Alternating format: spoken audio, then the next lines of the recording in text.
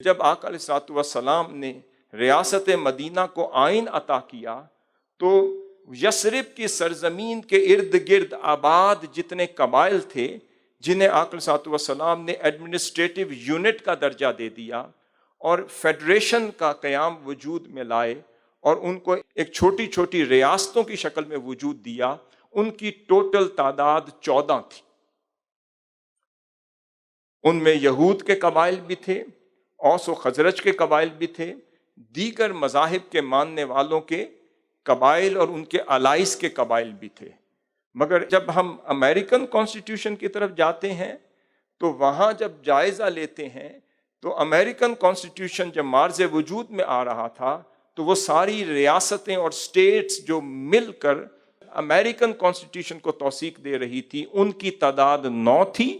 اور جو ریاستیں مل کر ریاست مدینہ کو وجود دے رہی تھی ان کی تعداد 14 تھی۔ اس کے بعد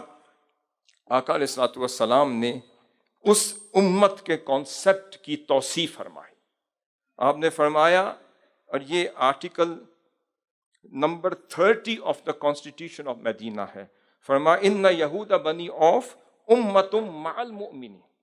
آپ نے فرمایا یہ بنی اوف کے جو یہود ہیں، بنی اوف کو سمبولیکلی استعمال کیا۔ آگے بنی شتیبہ بھی تھے، بنی عمر بن اوف بھی تھے، بنی بطانہ بھی تھے، اور جفنا بھی تھے، یہ اور قبائل بھی تھے۔ آپ نے فرمایا کہ جو یہود کے قبائل ہیں وہ بھی مسلمانوں کے ساتھ مل کر امت کے سٹیٹس میں آ جائیں گے۔ فرمایا امت مع المؤمنین، اور ان کا درجہ بھی امت کا ہے، اور یہ مومنین کے ساتھ مل کر ان تمام حقوق میں، ان تمام رائٹس میں، ان تمام پریولیجز میں، ان تمام فنڈامنٹل رائٹس میں، اس فریڈم میں، اس ایکویلٹی میں یہ بھی برابر کے شریک اور حقدار ہوں گے جو ایکویلٹی مسلمانوں کے قبائل کو دی گئی۔ پھر آقا علیہ الصلوۃ والسلام نے فرمایا سیاسی اعتبار سے، سماجی اعتبار سے، دفاعی اعتبار سے، اجتماعیت اور وحدت کے اعتبار سے یہ امت بن گئے۔ اگر کوئی امت اور یونٹی اور نیشن کی بات کرے، آج اگر مائنورٹیز کی حقوق کی بات کرے، ان کی ایکویلٹی کی بات کرے، ان کے فنڈامنٹل رائٹس کے تحفظ کی بات کرے، تو آقا علیہ الصلوۃ والسلام سے بڑھ کر بھی تحفظ کائنات کو عطا فرمانے والا ہے۔ آپ فرما رہے ہیں ان کا مذہب اپنی جگہ،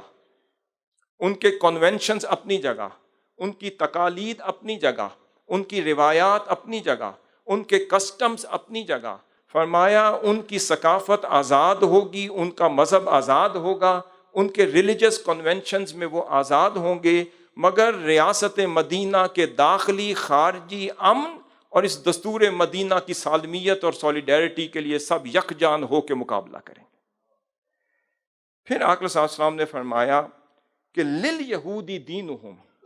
وَلِلْمُسْلِمِينَ دِينُهُمْ مَوَالِيهِمْ وَأَنفُسُهُمْ۔ پھر آپ نے فرمایا اس کے باوجود مسلمانوں کا مذہب الگ ہوگا اور یہودیوں کا مذہب الگ ہوگا، انہیں اپنے مذہب پر آزادی سے عمل پیرا ہونے کی اجازت ہوگی، فریڈم آف ریلیجن وہ ایکسرسائز کریں گے، اور مسلمان اپنا مذہب آزادی سے اسے فالو کریں گے، اور نہ ریاست اور وفاق ان کے مذہب میں مداخلت کرے گی، نہ ان کی لوکل مینجمنٹ میں مداخلت کرے گی۔